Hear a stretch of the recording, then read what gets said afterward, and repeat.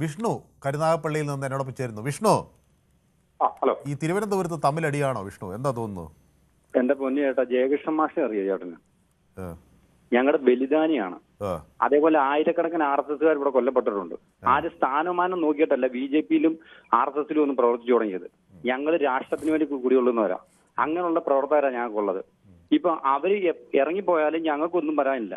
കാരണം എന്താ പറഞ്ഞാൽ ഞങ്ങളുടെ അതിനെക്കാട്ടി താഴെ കിടക്കുന്ന പ്രവർത്തിച്ചു വരുന്ന ഒരുപാട് പ്രവർത്തകരുണ്ട് ചേട്ടാ.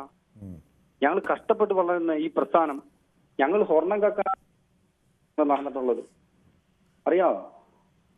എനിക്കറിയാം. പക്ഷേ ഈ വന്നു കയറിയപ്പോൾ തന്നെ BJP വൈസ് പ്രസിഡന്റ് ആയത് എങ്ങനെയാണ് പിന്നെ വിഷ്ണു?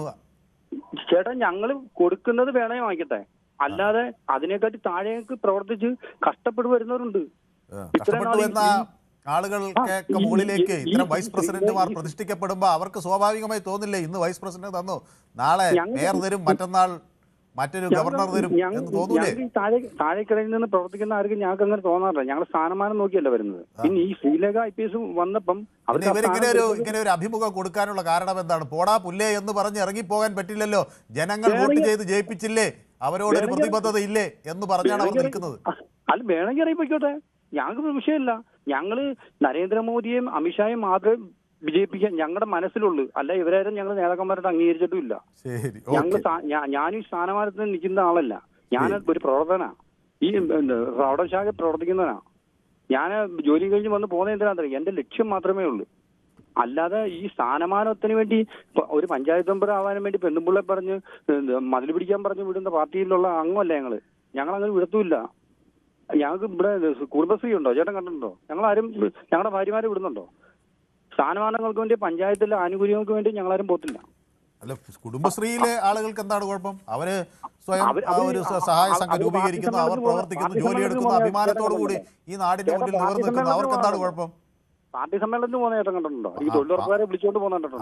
അത് ശരി, അത് വേറെ. അതേപോലെ ഒന്നും ഞങ്ങൾ പോകത്തില്ല. ഞങ്ങളുടെ ഭാര്യമാരെ അങ്ങനെ വിടത്തില്ല. മതിൽ പിടിക്കാൻ പോയതിന്റെ ഫലം എന്താണ്ട് മതിൽ പിടിച്ചോണ്ടിരുന്നപ്പം അപ്പുറത്ത് സ്വർണം കട്ടോണ്ടിരിക്കുക. ഈ സാമൂഹിക സാംസ്കാരിക നായ്ക്കൾ ഇഷ്ടംപോലെ പോയി മതിൽ പിടിച്ചതാ. ഇഷ്ടംപോലെ സ്വർണ്ണം ഇപ്പൊ പോയേക്കുന്ന അമ്പലത്തിൽ നിന്ന്. അത് ചർച്ച ചെയ്യും. രണ്ടുപേരും കൂടെ സോണിയാന്തിയുടെ കയ്യിലാണ് കൊണ്ട് കൊടുത്തത് സ്വർണം. ഈ സ്വർണം കട്ടത് ആരപ്പ, കള്ളം ഇടതും വലതും ആണപ്പ, അത് പാടാൻ നോക്ക്. പാട്ടുകാരനാണോ? ഞാൻ പാട്ടുകാരനും മിമിക്രിക്കാരനും കൂടാ. ഞാനൊരു പാട്ട് വേണം ചെറുത്.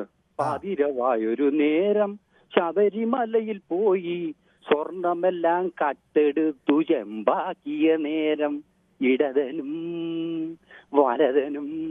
ദേവസ്വം വകുപ്പ് ജോലി ചെയ്തേക്കുന്ന ദേവസ്വം വകുപ്പ് കൊണ്ടുവന്നത് ഭരണകർത്താക്കൾ കേരളത്തിലുള്ളവരാണ്. കേരളത്തിൽ ഇന്നേ വരെ BJP അധികാരത്തിൽ വന്നിട്ടില്ല. ദേവസ്വം വകുപ്പ് കട്ടെടുത്തിട്ടുള്ളത് മൊത്തവും ഇടതുപക്ഷവും വലതുപക്ഷവും കൂടാ. കോഴിയെ കൊടുത്തിട്ട് കോഴിമുട്ടയെന്ന് എഴുതി വെക്കുന്നവരാ ഭക്തൻ അങ്ങോട്ട് പോയി കഴിയുമ്പോൾ. അതും ദേവസ്വം ജോലി ചെയ്യുന്ന ആളെ എന്നോട് പറഞ്ഞതാ. ചേട്ടൻ ഈ പാട്ടൊന്ന് കേട്ടോളൂ. ഇത് വേണമെങ്കിൽ ഒന്ന് ബെറയിലാക്കിയോ. പാതിരവായൊരു നേരം ശബരിമലയിൽ പോയി സ്വർണമെല്ലാം കട്ടെടുത്തു ചെമ്പാക്കിയ നേരം.